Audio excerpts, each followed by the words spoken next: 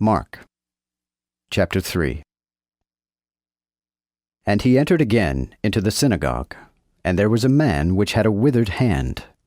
And they watched him, whether he would heal him on the Sabbath day, that they might accuse him.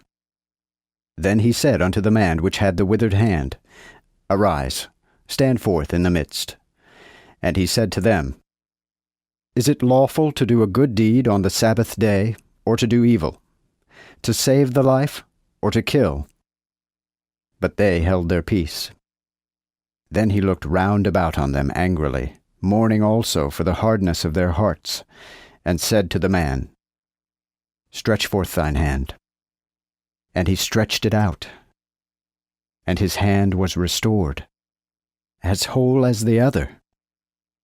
And the Pharisees departed, and straightway gathered a council with the Herodians against him, that they might destroy him. But Jesus avoided with his disciples to the sea. And a great multitude followed him from Galilee, and from Judea, and from Jerusalem, and from Idumea, and beyond Jordan. And they that dwelled about Tyre and Sidon, when they had heard what great things he did, came unto him in great number. And he commanded his disciples that a little ship should wait for him, because of the multitude, lest they should throng him. For he had healed many, insomuch that they pressed upon him to touch him, as many as had plagues. And when the unclean spirits saw him, they fell down before him, and cried, saying, Thou art the Son of God. And he sharply rebuked them, to the end they should not utter him. Then he went up into a mountain, and called unto him whom he would, and they came unto him. And he appointed 12, that they should be with him, and that he might send them to preach, and that they might have power to heal sicknesses, and to cast out devils. And the first was Simon, and he named Simon Peter.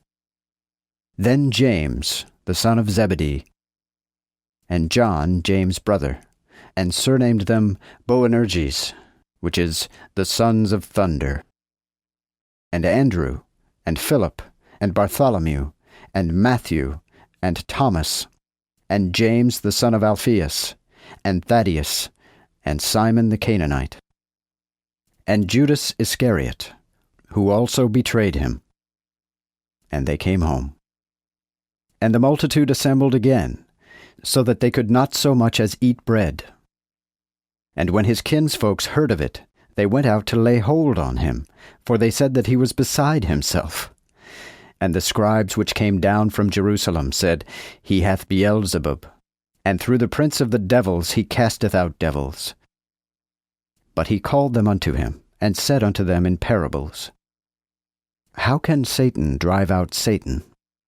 For if a kingdom be divided against itself, that kingdom cannot stand. Or if a house be divided against itself, that house cannot continue. So if Satan make insurrection against himself, and be divided, he cannot endure, but is at an end. No man can enter into a strong man's house, and take away his goods, except he first bind that strong man, and then spoil his house. Verily I say unto you, all sins shall be forgiven unto the children of men, and blasphemies wherewith they blaspheme. But he that blasphemeth against the Holy Ghost shall never have forgiveness, but is culpable of eternal damnation, because, they said, he had an unclean spirit. Then came his brethren and mother, and stood without, and sent unto him, and called him. And the people sat about him.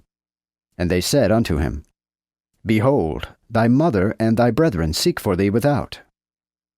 But he answered them, saying, Who is my mother, and my brethren? And he looked round about on them, which sat in compass about him, and said, Behold, my mother and my brethren. For whosoever doeth the will of God, he is my brother, my sister, and my mother.